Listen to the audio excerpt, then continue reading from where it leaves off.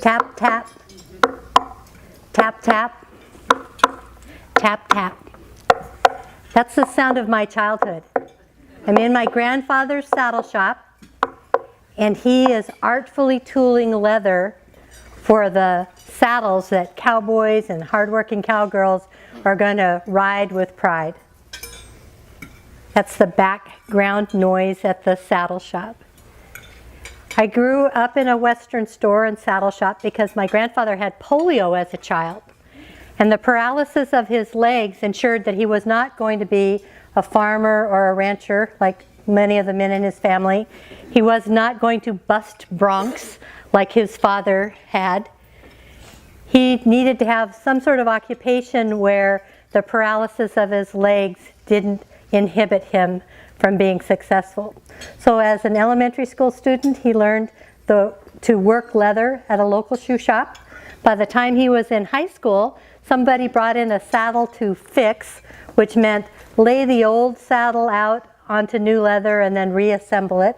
And he thought, oh, I could be a saddle maker. He apprenticed with saddle makers all along the western United States and Canada and learned the craft. And then started his saddle making business and his new family just in time for the Great Depression. So my grandfather's story sounds like it begins with a series of bad luck, polio and then the Great Depression. But by the time I came along at the saddle shop, I was generation 3, my grandfather had become world famous as a saddle maker. And books have chapters about him, and Western Horseman magazine had articles featuring him frequently. And I got to stand behind him as he was tooling. And I got to watch his artistry and hear the stories of our customers who came in to watch as well, and talk to him about cattle prices and weather and the challenges that they were facing as working cattlemen, cattlewomen. When my grandfather's customers left, as they walked out the door, my grandfather would always say to me, Jeri Mae, we're so lucky. Aren't we lucky? Those people work so hard and they work for so little, and they choose to do business with us. We're so lucky. I know our customers could sense our attitude of gratitude, because one day my job was to keep the front door of the store clean. So I'm about 7 years old, and I have my Windex bottle and my paper towels, and my job is keep that front door clean. That's an important job, isn't it? So at age 7, I'm already manager of first impressions at Rahal. So I'm keeping the front door clean. It also turns out to be a great place to overhear what your customers are saying on their way out of the store. What were their impressions? What were their experiences? What are they excited about? What are they going to do next? And to hear what customers are saying as they're coming into the store.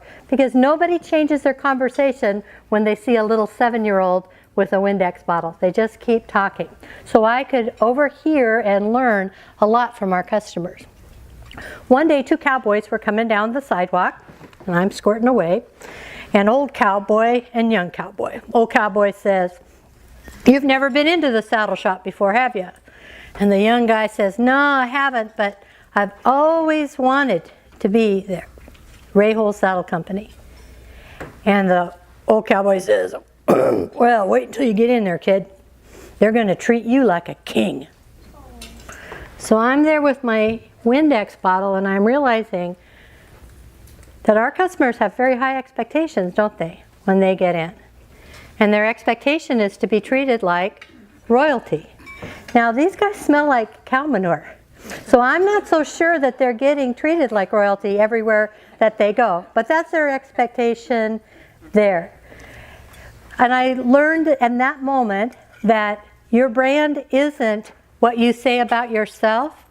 Your brand is about what other people say about you and your business. And it was a very important lesson to learn.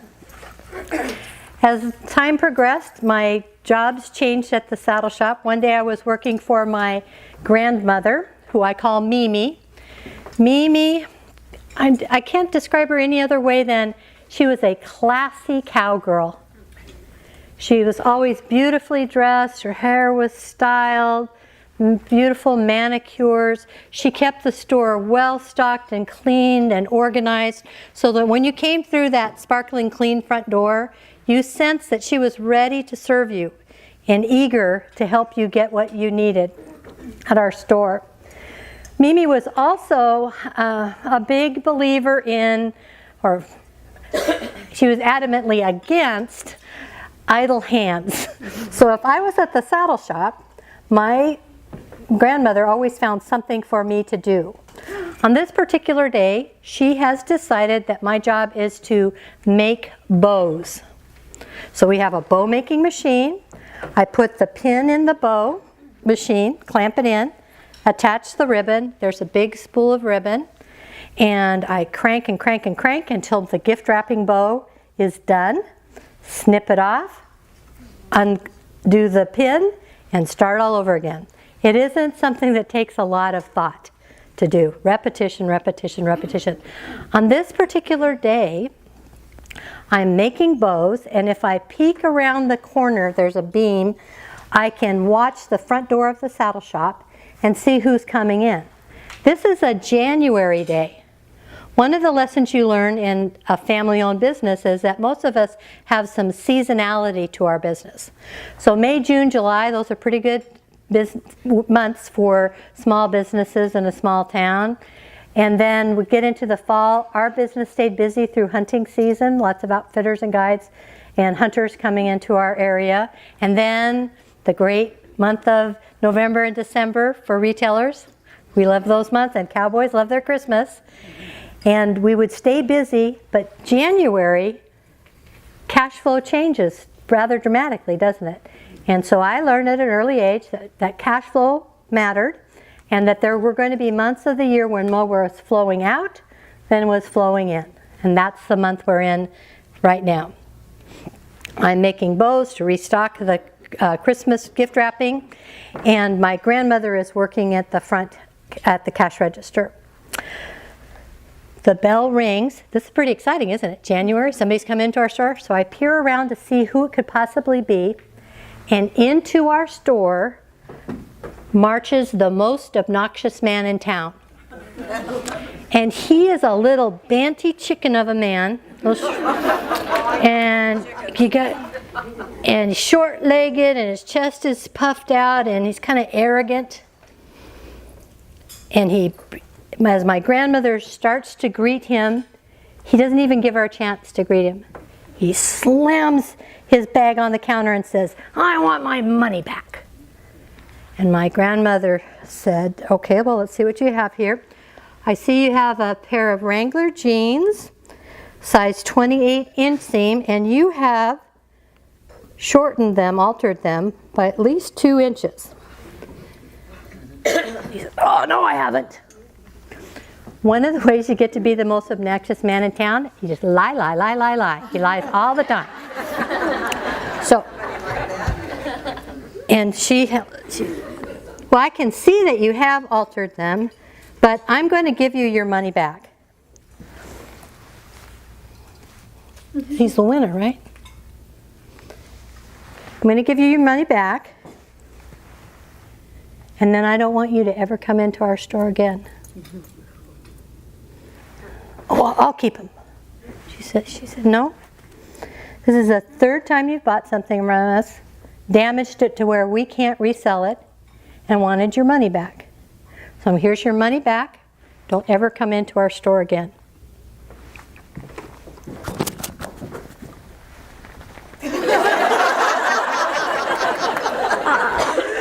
I just can't believe what I'm seeing.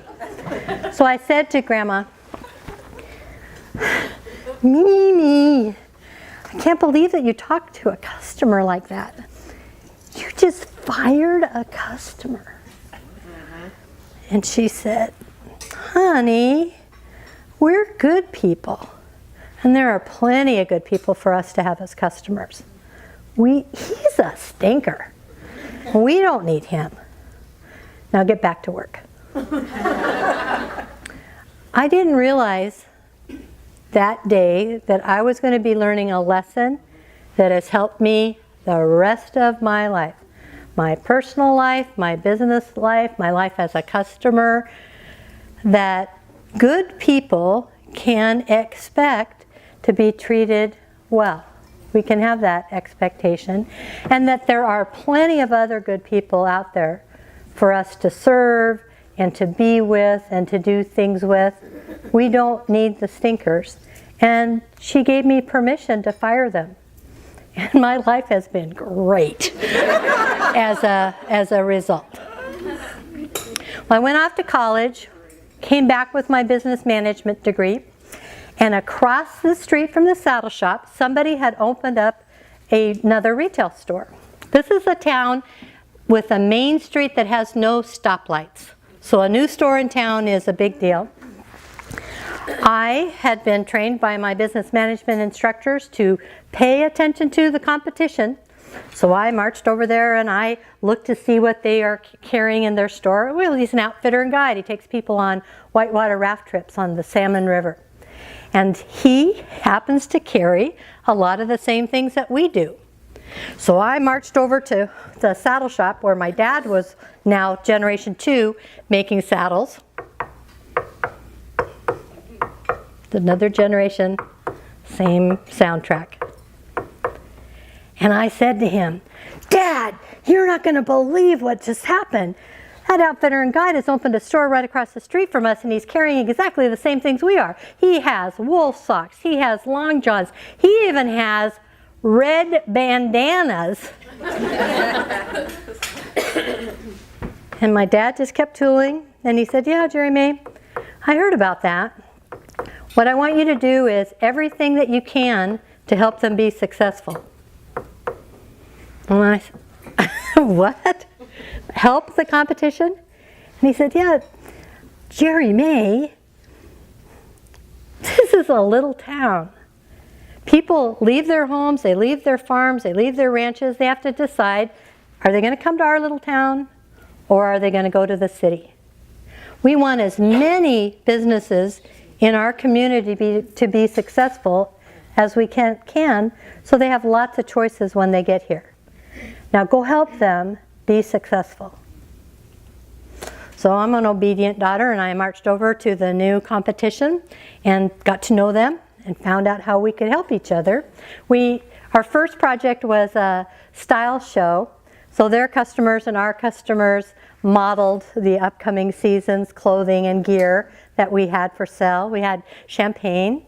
And it's a little town, so some of the people who were modeled both businesses. Some of the people in the audience are customers of both of our stores. They got to be successful because they worked really hard and they were really good at what they did. Eventually, so successful that his wife could order one of our custom-made saddles. And we went on a 5-day raft trip on the Salmon River, the river of no return, with their rafting company. So the idea of abundance, that we don't have to put our time and our energy and our talent and our emotion into worrying about what the other person is getting. In fact, I am a member of the National Speakers Association that was founded by a man whose motto was, as professionals, what we need to do is not worry about who gets what slice of the pie. Our job is to make the pie bigger for everyone. For everyone. So you can imagine, with that background, how delighted I was to be invited to speak to you today. Because guess what this is? This is what my dad told me how things should be. We want every business to be successful. We don't have to worry and look for ways to sabotage our competition. We want other businesses to be successful as well. And like Mimi says, there's plenty of good people out there for all of us to have as our customers. So that's what you're doing here at Sterling Women, isn't it? Is bringing those together.